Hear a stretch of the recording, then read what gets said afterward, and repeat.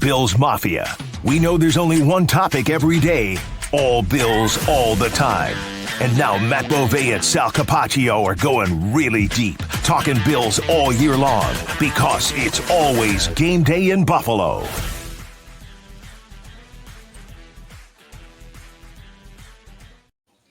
All right, the final day, basically, of the NFL owners' meetings, league meetings from here at the Breakers in sunny Palm Beach. So sunny, I had to put my sunglasses on to do this one. Yeah, it looks good. I'm trying to get like any color because I am just as white as a ghost. So it'd be really nice to just get a little sun. The palm tree is kind of blocking the angle right now, but we're going to try and get outside and just soak up a little bit of the rays at some point before we leave. Kind of like half in the sun here, half not. So apologies here if you see that changing a little bit as we go. But in the meantime, we are wrapping up the NFL owners meetings here, and they are as well, the owners, the GMs, the head coaches, really with the voting on the proposed rules changes. Sean McDermott's made a lot of kind of headlines this week, I guess, talking about his position on the tush push, essentially, which is he would like to see it gone. And people have kind of pushed back and said, based on what? He says injuries, but there's no real data. But Sean said it's just too small of a sample size to have real data. But it is interesting that this is a guy whose team is really good at it, but he feels that this is something that the league should not have. Well, it's because his quarterback hurt his hand doing the play at some point. So I'm sure that plays a factor into it a little bit, even though I do think that Sean is very good at being able to kind of remove himself from the coach of the Buffalo Bills hat and go into competition committee, betterment of the NFL. I don't think it's going to pass, so I think it's going to be a lot of talk for kind of nothing. Sean McVay was also talking about it this morning. I was over there trying to get a little bit on Michael Hoecht, and he was asking a lot of the questions or answering a lot of questions about the tush push. And he was like, listen, he was like, I understand it's a bit controversial. I just generally don't like plays where that is the concept. He's like, I feel the same way about pushing on the line for trying to block a kick or trying to block a punt, or when a player makes a catch and then people are pushing them down the field. He's like, I just feel like that's a little bit too much like rugby. So that's why I'm against it. And I feel like that's partially why Sean McDermott is as well. Yeah, I also don't think it's going to pass. I do think that there's going to be more discussion on this with a kind of maybe some tweaking of the language, even from people I talk to, and how this is, because I do think there's some ambiguity there, because the Bills don't do it exactly like even the rule of the proposal is, which says immediately after the snap. Josh takes it, he moves left, then goes. Is that immediately after the snap? Mm-hmm. There's a lot of stuff in here that they're going to have to work on. And talking with Sean McDermott, with Sean McDermott, you spoke with Sean McVay as well about this. Talking with Sean McDermott, one of the issues, let's remember, folks, as you rightfully point out, his quarterback got hurt.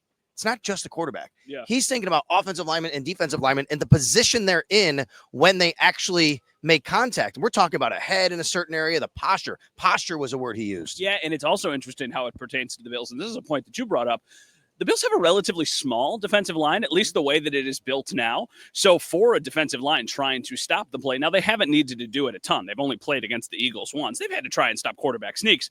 But for his defensive line, they would really have to get low and kind of arch themselves into a position where maybe it would be more likely for them to get injured. I am of the belief, like, if you don't want a team to run it, stop it. Like, or don't let them get into that position.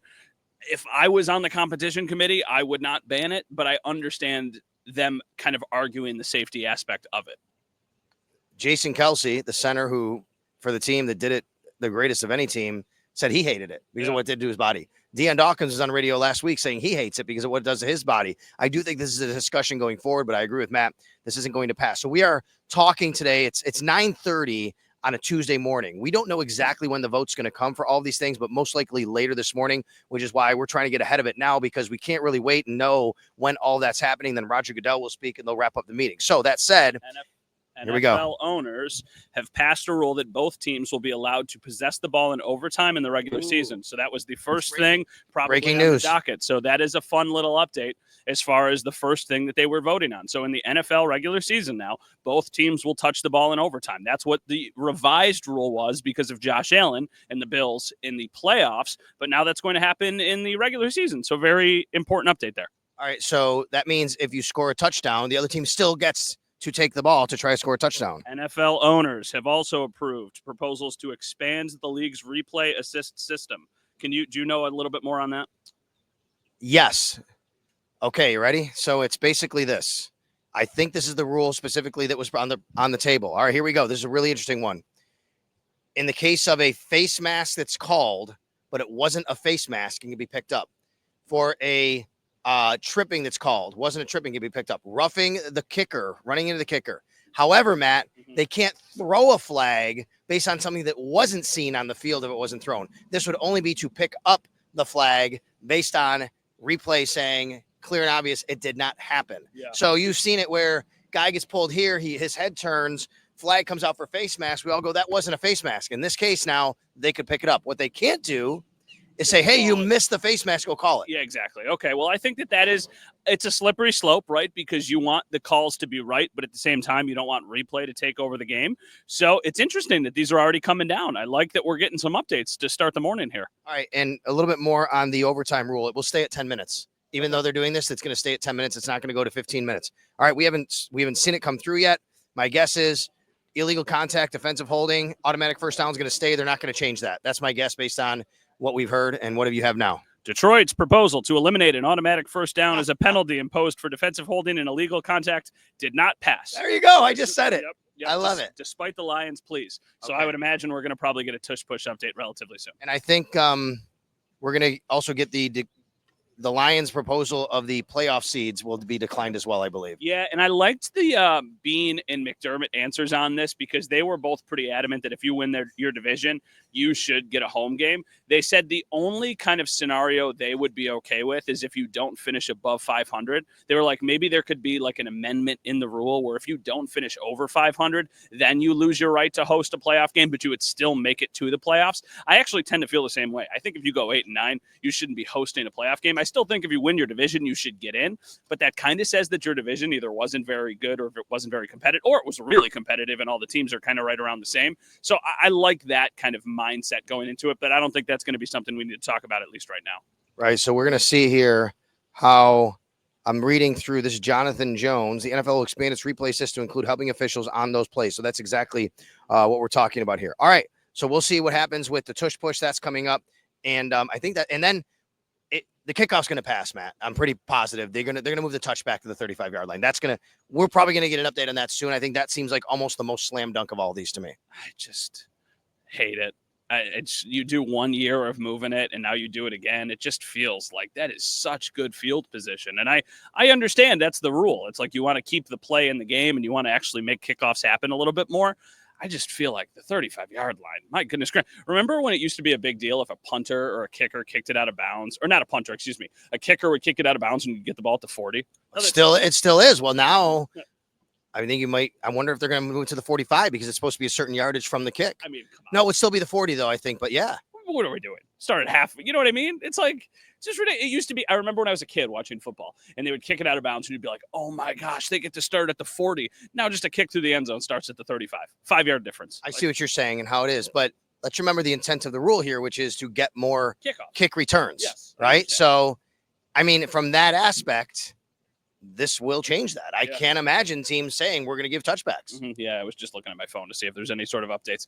Well, it makes the kickoff an even more important play than it was, and I think we're going to see probably an emphasis for the Bills on really trying to find a strong returner, whether that be Brandon Codrington or Laviska Shenault. I think it's both of them. I think it's kind of probably going to be both of them, just so you know you've got both sides of the fields covered and you kind of like what both the guys offer. Don't have it official on that, but I am expecting that. We'll see. Who knows? Could be shocking and news that they don't have that. I also expect Ty Johnson to be in that mix as well. We'll see, going forward. Okay. By the way, today is April Fool's Day, so I don't think we're getting fooled on anything, are we here? I don't know. Imagine if that would be was just firing off April Fool's jokes this morning. Oh my God, that would be amazing. Okay. Trying to think it through anything else that from the league standpoint, what we're looking at here. The Bills, just a operational issue for everybody. The Bills had to apply for more debt for the stadium because they're only allowed a certain amount of debt through the league where they get a loan, and they were approved for that. We also know from the Pete Gwelly conversations, obviously next year, 2026 is when that's opening. That's just something operational. And then obviously April 4th, we told you about, that's Friday, the last piece of steel going inside the new stadium. Okay. Sean McDermott and Brandon Beane both talked about, the draft coming up, focusing their attention. We talked about his comments. James Cook, He also said he likes the amount of picks he has to move up and down the board. Brandon Beane, that is. Yeah, from the conversations we have had here, I'm not anticipating that they use all 10 picks. I won't be shocked. This is something we were talking about this morning, the two of us and then Jay Skursky. They have 2 4ths and 3 5ths. I wonder if they try and get back into day 2, into the 3rd round. I wonder if they feel like there is a drop off at some point and they want to take advantage of the kind of picks they've accumulated. And let's say they start with a heavy focus on defense, right? Let's say it's like, okay, we draft a defensive tackle, a defensive end, a cornerback, or whatever it is. But there's a wide receiver that you like, but you know he's not going to be there on day 3. Maybe that's when you take those picks and try and move up the board a little bit. And then you say, okay, instead of having 3 5s and 2 4s, maybe we move the 2 4s and a 5. Because it's also, remember, I'm pretty sure the 1 4 is the Chicago Bears 4. So it's not super late. So there should be some flexibility for them trying to get back into day 3. And I could very much see that happening, but it's funny when we did the exercise a few weeks ago, 4th round picks seem to hit for the Bills. Maybe you just stay in the 4th round. Yeah, you're right about that. They only have had 3 4th rounders, and they've all Taron Johnson, Gabe Davis, and Ray Davis. Do you think the Bills are how much into the draft process do you think that they'll examine the offense? I think we're both pretty set here that they're going to go defense heavy, defense early. When do they start looking at the offensive at all in the draft? If a guy fell to them at 30 that they loved, I don't think it would be a bad idea to do that just because I don't love the room that they've built. You mean at wide receiver? Yeah, I mean at wide receiver. I don't think that's going to happen. I think it's going to be a defensive tackle or it's going to be a cornerback, probably with their first pick. That's the way I would lean now. But especially in the 2nd round, like if there's a speed guy that you like, I don't know specific. Like if Isaiah Bond is there, right? And that's a player that they've reportedly had a top 30 visit with or they've done some due diligence on. I feel like that's the type of player that they need. They need a pure speed guy. So I would have no issue with them. If I was Brandon Beane, my first 3 picks would be defensive tackle, cornerback, and wide receiver in any order. That's how I would do it. I think replace wide receiver with defensive end. We still have this thing going where I don't believe a wide receiver is going to make a big impact on this team right away from where they are drafting at 30. If you draft a guy higher, it's a little different, but simply because of the numbers they have at the position where they are, I think a guy at wide receiver would have to jump up over Keon Coleman, but it does bring in the conversation of what they feel about Keon Coleman going into year 2. And I think that's kind of what they have to decide. And to me, the messaging from Brandon Beane and Sean McDermott here is, what did Beane say? Hey, let's remember, he's still 21 years old. I think they're still very much of the mind that Keon Coleman will be a really impactful player for them. Yeah, they need him to make the contested catches that he at times did last year, which is a really good sign. The lack of separation last year, of course, is concerning, and that's something where he needs to improve with crisping up his route running. I think that could be somewhere where we see some strides. I just don't think the room is complete yet. I think you've got 4 guys who are likely on the team, and that's Khalil Shakir, Josh Palmer, Keon Coleman, and Curtis Samuel.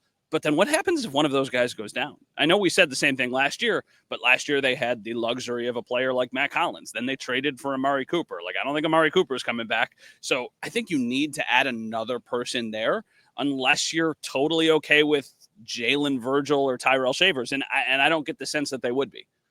Speaking of guys on the roster, I asked Sean McDermott about both Javon Solomon and Dwayne Carter and what their roles might be, considering especially Michael Hoecht and Larry Ogunjobi are suspended. And I believe the Bills really believe these guys need to take a step up to be a big part of the rotation. Yeah, and I think it's still a little bit shocking to them that they're not going to have those guys available for the start. I don't think they're as surprised with Michael Hoecht based off of what they heard, like them knowing and signing him to a 3-year deal. But considering Ogunjobi is the 1-year deal, I mean, I actually am doing a story today about the addition of Joey Bosa, because when I asked Sean McDermott about the addition of Joey Bosa and how can you make sure that that guy can be as healthy and be as set up for success as possible, he immediately brought up Ogunjobi and Hoecht. And he was like, availability matters, especially for Joey Bosa, because we have 2 other defensive linemen who we're not going to have for the first third of the season. So it's interesting because the focus for the first couple months of the offseason has been the defensive line, but yet we still have so many questions about it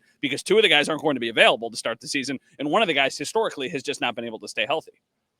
League-wide, we are here on April 1st, and Aaron Rodgers still hasn't made a decision. Yeah. Mike Tomlin spoke about it, and what did he tell the Pittsburgh media? He'll make this decision when he makes his decision. Mhm. Boy, what a weird spot to be in if you're a football team. Yeah, I'm just so shocked that Aaron Rodgers is dragging this out and is enjoying all of these people talking about him because he doesn't seem like somebody who loves attention. So I'm just really surprised that this is the way it plays out. And I won't be surprised if this continues to play. I'm not convinced he plays, honestly. I'm not convinced. I feel like if he was going to be a Steeler, he would already be a Steeler, honestly. I mean, I still think that's what I would do if I was him. There was a reported throwing session between him and DK Metcalf recently. Okay, well, there you go. I mean, maybe there's something there. Once again, hey, bring out the string on the wall, because if he goes to Pittsburgh, I think the Bills are going to Ireland. I'm still sticking with that. So I'm not going to be super upset if he ends up a Steeler.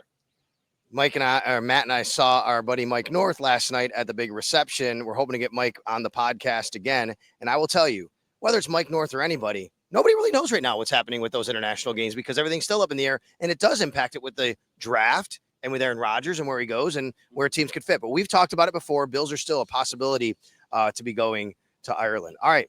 What else on the docket? Anything else that kind of took you here before we leave our listeners on? It's always game day. We brought up Hoyt briefly. You talked to Sean McVay about him this morning. I did. I was there as well. Ryan O'Halloran from the Buffalo News asked a good question. Just the versatility aspect. I really liked McVay's answer, at least to Ryan. I didn't hear what he said to you, but the ability to play in multiple positions keeps an offense guessing so much. And I feel like that sets up some favorable mismatches for other players that are out there. I mean, he said he's a stud. So I think that's a really, that's high praise from a very smart football mind when it comes to Sean McVay. I very much value what he has to say about a player, and he really glowingly talked about Michael Hoecht.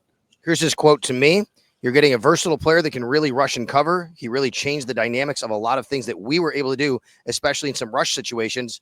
I like this part. He said he's a great mentor for a lot of those young players that we had. Jared Verse, Byron Young. He plays the game the right way. He'll fit in perfectly with a great organization team like the Bills. And then also, I was talking to Jordan Rodriguez from The Athletic. She covers the Rams pretty extensively. One of the best writers in the NFL right now. And she knows Michael Hoecht, obviously, from their time in Los Angeles together. And she was like, Matt, he checks every box. He is a good, productive player. He is going to be beloved by that fan base. He's going to make plays, and the locker room's going to love him. So I know things are starting a little bit rocky with the suspension. As we kind of go on here, I know the suspension is a tough pill to swallow. I still think he might be my favorite new addition that the Bills made because of the possibilities and the things it could unlock with this team. Another new addition is Derek Forrest, a safety. Here's what Dan Quinn said when I asked him about him. Comes from Washington. He said Defo. That's his nickname. We got to call him Defo. Defo. He said Defo is really tough, a really tough, strong safety, really committed. But I think his toughness, the physicality, that's what stands out to me. I think he's going to be a special teams guy and a spot duty guy on defense. I think he could win a job. I'm not saying that he's going to, but I think that also speaks to the players that are air quotes ahead of him on the depth chart, just because I have questions about all of them. I mean, I have questions about Taylor Rapp's durability. He played for most of the last year, but I'm still, of course, that's something there. Damar Hamlin, I don't know if he was playing at the caliber all season that they would probably like to see out of one of their starting safeties. At times good, at times not so good. And then Cole Bishop is still just so much of an unknown. Like, I think there is a job to be. I think Taylor Rapp is going to be the one we can kind of write in pen, but it's the other safety where I still think there's a lot up in the air. Subscribe to the podcast, download it, listen to it on audio, wherever you pod, iTunes, Spotify, it doesn't matter. We're right there. It's always Game Day in Buffalo. And of course, right here on YouTube. Thanks a lot for all of those who came to watch on the YouTube side. Our first podcast from here at the NFL Owners Meetings. We have this one as well. And then of course, more as the draft is getting closer. Yeah, for sure. I think on the docket, we've got Mike North at some point. We're going to try and do that. And we can say, we're hoping to have Sean McDermott on the podcast. We tried to work it out today, but he's got the competition committee stuff. He's got the competition committee stuff. So we are trying to get Sean McDermott in the podcast, have a nice little conversation with him about really how the offseason has played out. And I will say, I think Sean has, over the course of the last couple of years, become a lot more, I don't want to say forthcoming, but he's opened up. He's opened up a little bit. I feel like there's a new age of Sean McDermott a little bit. And I think last year we saw a lot of growth from him. So I'm interested to see, how he would answer some of the questions in this setting as opposed to a press conference. Press conferences are always weird. You've got all these cameras. You've got surrounded. Like, I posted a picture yesterday. Now, everybody wanted to talk to him about the tush push. I don't know how people answer questions in a setting like that. There were 35 people around him, all standing there with bright lights on him and microphones in his face. Like, that's got to be a pretty intimidating setting. So I think he would be, even better in a setting like this. Since we've been here, after the last time Matt talked about a rule, we have not seen anything else come across. So follow us at Sal Sports, at Matt_Bove, and of course, right here on the podcast. We will talk to you next time from back in Western New York. Thanks a lot, everybody.